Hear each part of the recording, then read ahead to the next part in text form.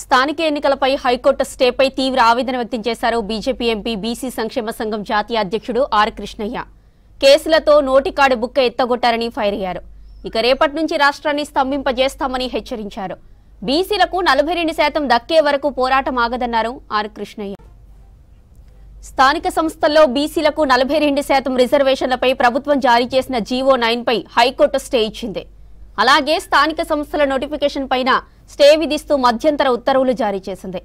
4 వారాల్లో కౌంటర్ దాఖలు చేయాలని ప్రభుత్వాన్ని ఆదేశించింది. బీసీ రిజర్వేషన్లను సవాలు చేస్తూ దాఖలైన పిటిషన్లపై 2 రోజులు హాట్ గా వాదనలు జరిగాయి. ఇక ప్రభుత్వం తరపున advocate general Sudarshan Reddy, senior న్యాయవాది రవివర్మ వాదనలు వినిపించారు. ప్రభుత్వం దాఖలు చేసిన కౌంటర్పై కౌంటర్ దాఖలు చేయాలని పిటిషనర్లకు 2 వారాల గడువు ఇచ్చింది. అయితే బీసీ రిజర్వేషన్లపై తదుపరి విచారణను 6 వారాలకు వాయిదా వేసింది.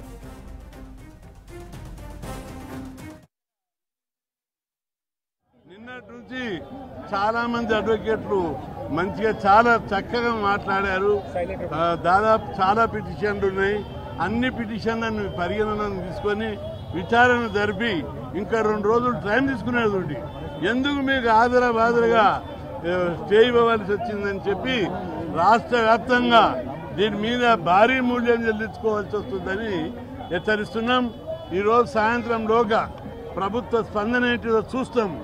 చూసి రాష్ట్ర బంద్ను జరిపి మొత్తం రాష్ట్రాన్ని స్తంభింపజేస్తామని చెప్పి హెచ్చరిస్తున్నాం. మండల్ కమిషన్ అప్పుడు ఎట్లయితే ఉద్యమం అయిందో, ప్రజా జీవితం ఏ విధంగా అయితే స్పందించిందో అంతకంటే రెట్టింపుగా ఈరోజు బీసీల చైతన్యం వచ్చింది. బంద్ను హైదరాబాదే కాదు ఊర్లో కూడా మొత్తం బంద్ జరుపుతాం. చాలా దీనికి ప్రభుత్వం బాధ్యత వహించవలసి వస్తుంది.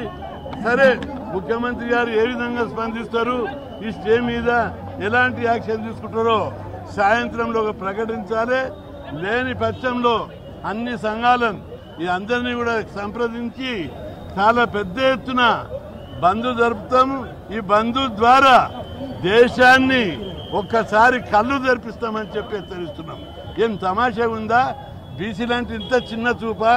బీసీలకు మేము ముఖ్యమంత్రి పదవులు వాళ్ళకి, మంత్రి పదవులు వాళ్ళకి, అన్ని వాళ్ళకి లేక ఒక అవకాశం వచ్చి సర్పంచులు వస్తే వాటిని కూడా భరించకపోవడం, వాటిని కూడా ఓర్వలేకపోవడం అనేది చాలా దుర్మార్గం.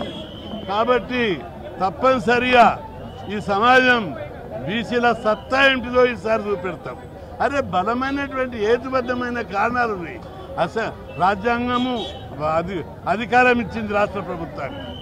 దాంతో అసెంబ్లీలో బిల్లు పాస్ అయింది. అదేవిధంగా జనాభా రెక్కలు తీశారు.